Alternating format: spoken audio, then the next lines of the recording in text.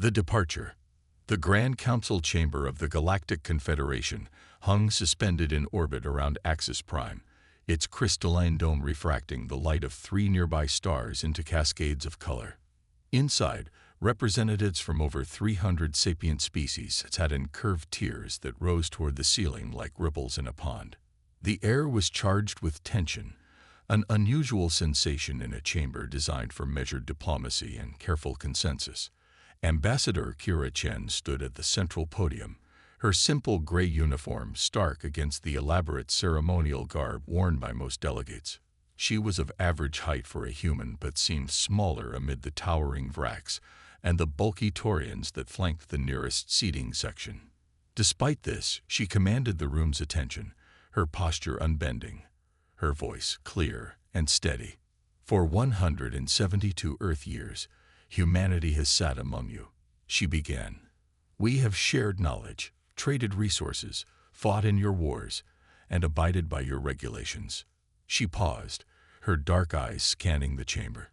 Even when those regulations held us back, even when your fear of our potential limited what we could achieve. The Zith representative, Overseer Thax, shifted uncomfortably, the bioluminescent patterns on his blue-scaled skin flashing with irritation. The Zith had always been the most vocal opponents of human expansion and technological development. Today, Chen continued, Earth and all human colonies formally withdraw from the Galactic Confederation. A susurration swept through the chamber, not surprise, as the motion had been filed weeks ago, but a complex mixture of relief, concern, and from some quarters, barely concealed satisfaction. High Chancellor Morix of the Elendari rose from her hovering platform. Her age was apparent in the silver membrane covering her 4 eyes and the slow deliberation of her movements. The Confederation has only ever acted for the stability and safety of all, she stated, her translator rendering her harmonic speech into flat standard. Humans advance too rapidly. You take risks that no sensible species would consider. Chen's lips curved in a smile that didn't reach her eyes. And that's precisely why we're leaving. We're tired of hearing that our curiosity is dangerous, that our adaptability is threatening. We're tired of being told to wait centuries for technological approvals, while our people could benefit now. You will lose the protection of the Confederation, warned Premier Gulk of the Brack Collective, his metallic exoskeleton clicking as he leaned forward. The trade networks, the defense fleets, the knowledge repositories. What protection? Chen interrupted, an unprecedented breach of council etiquette. What knowledge sharing? You've denied us access to half the Confederation archives, claiming we weren't ready. You've restricted our military capabilities while pirates raid our outer colonies. We've contributed more to medical and agricultural science in the last century than most member species have in a millennium. The truth of her words hung in the air. Many delegates averted their compound eyes, sensory stalks, or visual processors. The motion has been registered, High Chancellor Morix said formally, her voice betraying no emotion. Earth and all human territories are no longer under Confederation protection or bound by Confederation law. Chen nodded once. She removed the small silver pin that designated her as a council ambassador and placed it deliberately on the podium. She turned to leave but paused at the edge of the platform. There's something moving in the darkness between the stars, she said, her voice suddenly quiet but carrying to every corner of the silent chamber. Something your sensors haven't detected because you're not looking in the right spectrums. Our deep space observatories have been tracking anomalous readings for a decade. We tried to warn you. She shook her head slightly. When the void opens its eyes, you'll wish you had listened to the dangerous, impulsive humans. Outside the chamber, Fleet Captain Jared Takeda waited, his expression carefully neutral. It's done, he asked as they walked toward the docking bay. It's done, Chen confirmed. They think they're safer without us, Takeda said, falling into step beside her. Chen shook her head. The galaxy is changing. Something's coming. I showed them the deep space readings, but the Zith dismissed them as human paranoia, and the rest followed their lead. As their shuttle left the council station, Chen watched the massive structure recede through the viewport. 172 years of human history ended today. A century of frustration, of being patronized, of fighting for every scrap of recognition. What now, Ambassador? Takeda asked. Chen turned from the viewport, her expression resolute. Now we prepare. Without their restrictions, without their condescension, humanity will forge its own path. She pulled a data crystal from her pocket, one that had never been shared with the Council, and will be ready when the darkness comes. As news of humanity's departure spread across Confederation space, reactions were mixed.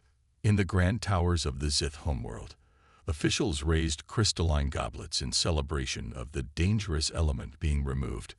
On Brack Prime, military strategists recalculated defense scenarios, suddenly uncertain without humanity's unpredictable tactics in their equations.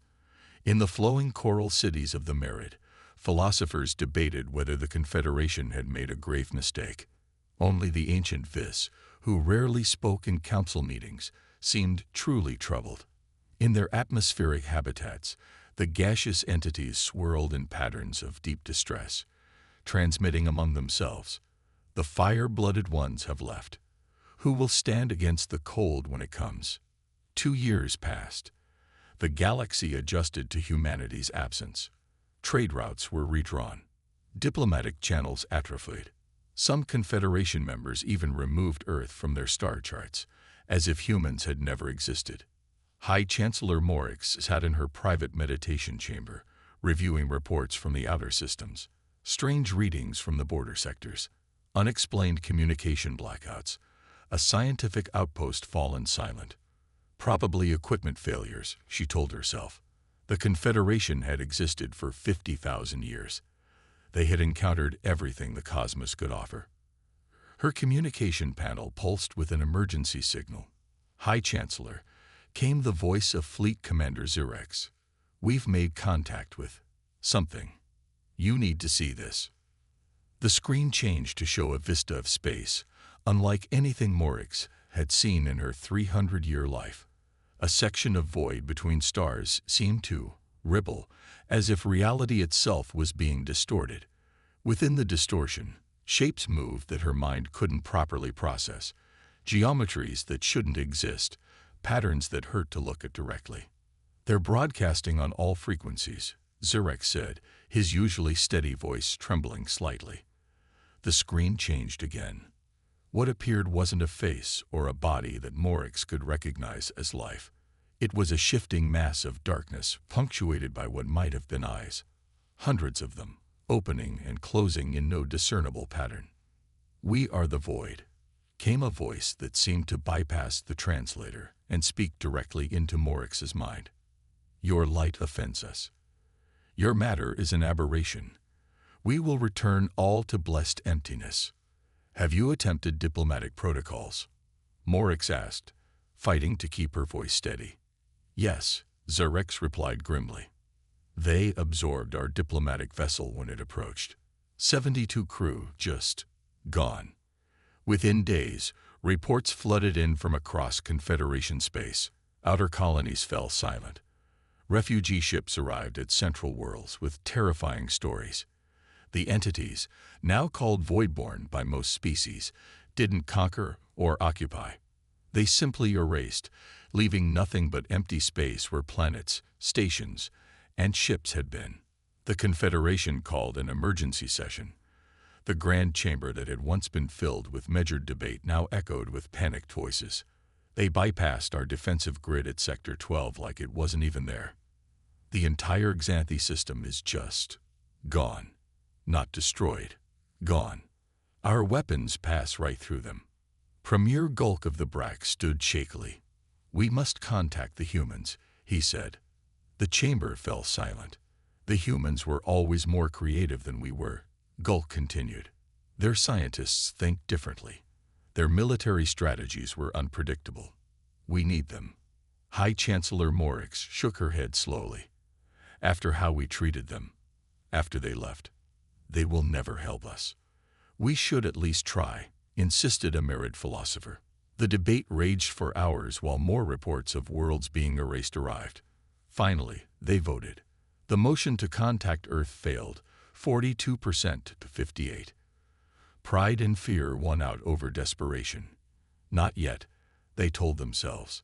Not until we've tried everything else. Instead, the Confederation gathered its combined military forces, ships that had not seen real combat in centuries. They formed a defensive line at Centaurus Hub, a major nexus world connecting 17 systems. The Voidborn arrived 3 days later. The battle, if it could be called that, lasted less than an hour. Confederation technology, advanced in so many ways, proved useless against the Voidborn. Their weapons passed harmlessly through the rippling distortions. Their shields offered no protection when the Voidborn simply opened tears in spacetime within the ships themselves. Their tactics, designed for conventional warfare, failed utterly against an enemy that didn't seem bound by physical laws. Fleet Commander Xerex watched from his command vessel as his grand fleet was systematically erased from existence. "Retreat," he ordered, his voice hollow. "Send word to all worlds. The Confederation has failed. Save yourselves if you can."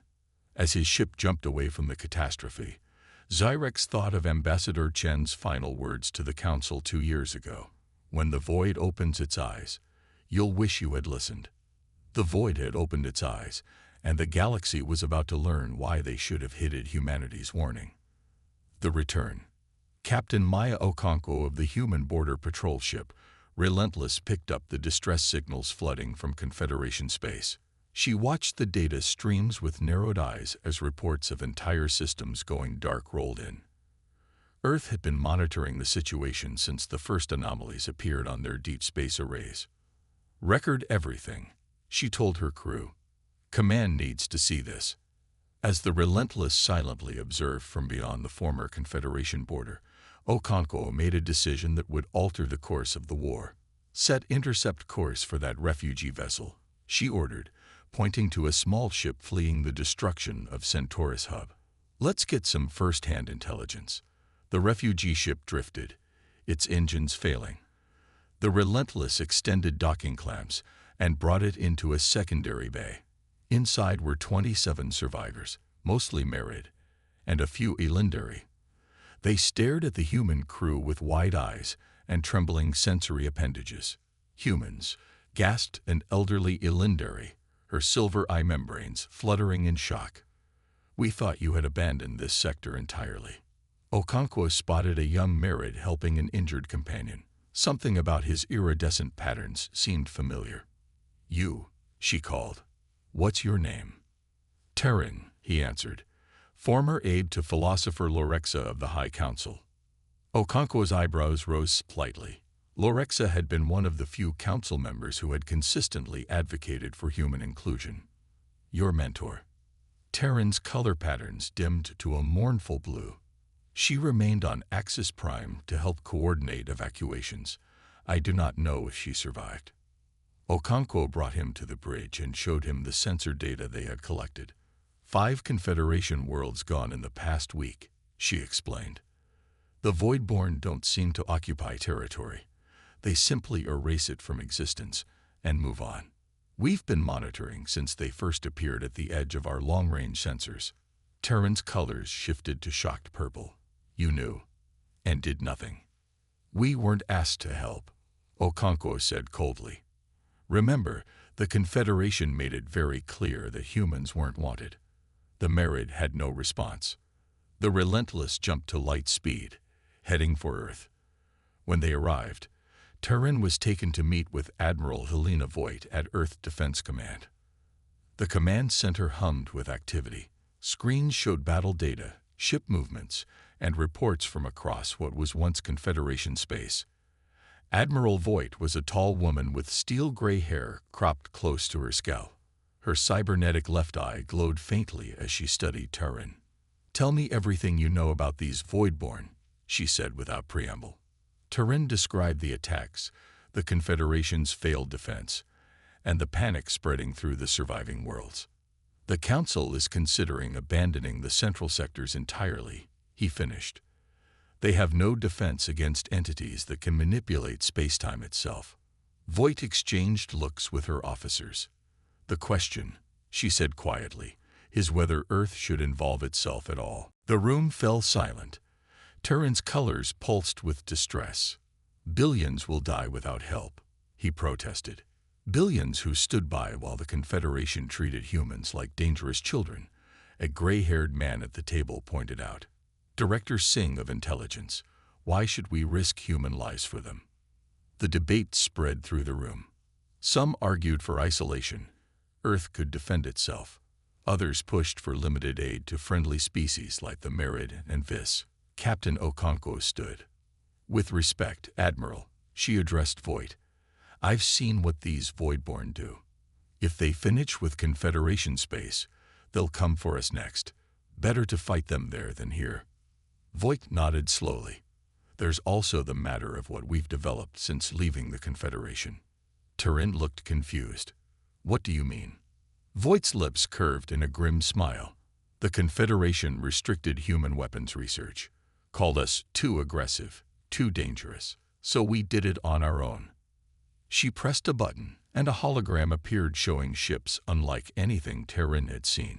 Sleek vessels with configurations that seemed to bend and distort, much like the Voidborn themselves. Phase shift technology, Voight explained. Theoretical when we left the Confederation. Operational now. We've been preparing for something like this. Not these Voidborn specifically, but something. Ambassador Chen always said the galaxy was more dangerous than the Confederation admitted. The meeting ended with a vote. Earth would help, but on human terms. Okonkwo was ordered to return to Border Patrol with Terran as her advisor. Their mission, gather intelligence on Voidborn movements and rescue who they could. As they prepared to leave, Terran asked Okonkwo, "Why are you helping us after how the Confederation treated humans?" Okonkwo checked her weapons. "Because that's what humans do. We fight for those who can't fight for themselves." She paused, her eyes hardening slightly. Even when they don't deserve it. The Relentless launched again, heading back toward danger. Behind them, Earth's hidden fleet began to mobilize. The Voidborn were about to learn why the Confederation had feared humans all along. General Thomas Chen, son of the former Ambassador Kira Chen, stood before Earth's Defense Council. Behind him, screens showed images of the Voidborn distortions and the destruction across Confederation space. For 20 years, my mother warned the Confederation about the anomalies we detected, he said, his voice carrying the same quiet authority his mother's had. For 2 years after our departure, we've been preparing for this encounter. The room was filled with Earth's highest officials. Admiral Voight sat at the center table, her expression grave. "Show us," she ordered. Chen nodded. The screen changed to show a sleek ship unlike standard human vessels. Its hull seemed to shimmer and shift, never quite solid, never quite fixed in one configuration. "The Prometheus," Chen said with quiet pride. "Our first phase-shifting dreadnought. Its molecular structure can partially exist in multiple dimensional states simultaneously, similar to how the Voidborn manifest. This allows our weapons to actually affect them." Murmurs spread through the room. The Confederation would have banned this technology, someone pointed out. "The Confederation isn't here," Chen replied simply. "We have built 20 ships of this class, plus support vessels. We also have these." The screen showed what looked like small satellites, each pulsing with a strange rhythmic energy. "Phase anchors," Chen explained. "They stabilize local space-time, preventing the Voidborn from creating their reality-distorting fields. It forces them to interact with normal space, where we can fight them." For an hour, Chen revealed technology after technology that would have horrified the Confederation. Dimensional disruptors, quantum state weapons, consciousness transfer systems that allowed pilots to directly interface with their ships. When he finished, the room was silent. "All this time," Voight said quietly, "they thought we were dangerous. If they saw this—" "They're about to," said President Nkosi, speaking for the first time. "Our fleet leaves tomorrow. The Prometheus will lead, with General Chen in command." "Chen?" someone asked. "The former ambassador's son." The same, the president confirmed with a nod toward Thomas. No one understands the threat better. No one has more reason to prove the Confederation wrong about humanity. Across the galaxy, Captain Okonkwo and Turin moved through the remains of what had once been a thriving Confederation trade hub. The structures still stood, but they were empty, not destroyed, but utterly devoid of life and purpose. It was as if the meaning had been sucked out of reality itself, leaving only hollow forms behind. Fourth World this week, Okonkwo said, scanning for survivors. They're accelerating their advance. Terran's colors had faded to a dull gray, the merid equivalent of shock. This was the cultural center for 17 species. 3 billion sentients lived here. Okonkwo's scanner beeped. Movement, 2 kilometers north. They found survivors hiding in a shielded bunker deep beneath a research facility. 64 people from a dozen species. They wept when they saw rescuers.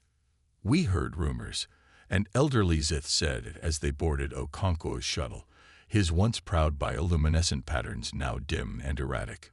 Rumors that humans were coming back to fight. Is it true?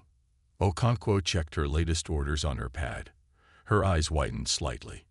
Yes, she told the survivors. Earth has deployed the first fleet. Operation Prometheus is underway. The survivors crowded around to see the message on her screen. The Prometheus. What's that? Okonkwo smiled grimly. Something the Confederation never let us build. Something that might actually stop the Voidborn. At the edge of what remained of Confederation space, the Voidborn convergence moved toward its next target. Their reality distortions rippled through space, a beautiful and terrible sight, like watching the fabric of existence being unraveled thread by thread. They never detected the human fleet's arrival. One moment space was empty, the next 20 massive ships appeared, led by the shifting form of the Prometheus. On its bridge, General Thomas Chen stood calmly. Deploy phase anchors, he ordered. Let's remind the universe what happens when humans are allowed to solve problems our way. Around the fleet, hundreds of small satellites activated, creating a web of energy that pulsed through space. Where the energy touched the voidborn distortions, they seemed to solidify, becoming more substantial, more bound to conventional reality. The voidborn convergence, for the first time since it had entered the galaxy, seemed to hesitate. From the lead distortion came a transmission, not in any language, but directly into the minds of everyone in the fleet. Your existence is NERR. Return to the void. General Chen's reply was transmitted back on the same strange frequency. No, humanity stands against the dark. The battle began. The Voidborn surged forward, but their usual tactics failed. They couldn't simply erase the human ships, which shifted between dimensional states too quickly to be fully affected. They couldn't open space-time ruptures inside the vessels because the phase anchors stabilized the local reality. For the first time, the Voidborn were forced to fight on terms not entirely their own. Fire dimensional disruptors, Chen ordered calmly. From the Prometheus, beams of energy that seemed to bend and twist through multiple planes of reality shot toward the largest Voidborn concentration. Where they hit, the distortions screamed. A sound felt rather than heard, a psychic wail of pain and confusion. Pieces of the Voidborn entities began to break apart, dissolving not into nothingness, but into conventional matter and energy that dissipated harmlessly into space. From a Confederation refuge station, High Chancellor Morix watched the battle unfold on long-range sensors. Impossible, she whispered, her 4 eyes wide with disbelief. Her own fleet had been erased from existence in minutes. Now humans were actually pushing the Voidborn back. Next to her, an officer received a transmission. Chancellor, there's a human ship requesting permission to dock. They have rescued survivors from the outer sectors. The Relentless arrived at the station. Captain Okonkwo and Terran stepped onto the command deck, where a crowd of Confederation officials greeted them with a mixture of hope and lingering suspicion. You're actually helping us, Morix said, her voice tinged with shame. After everything we did.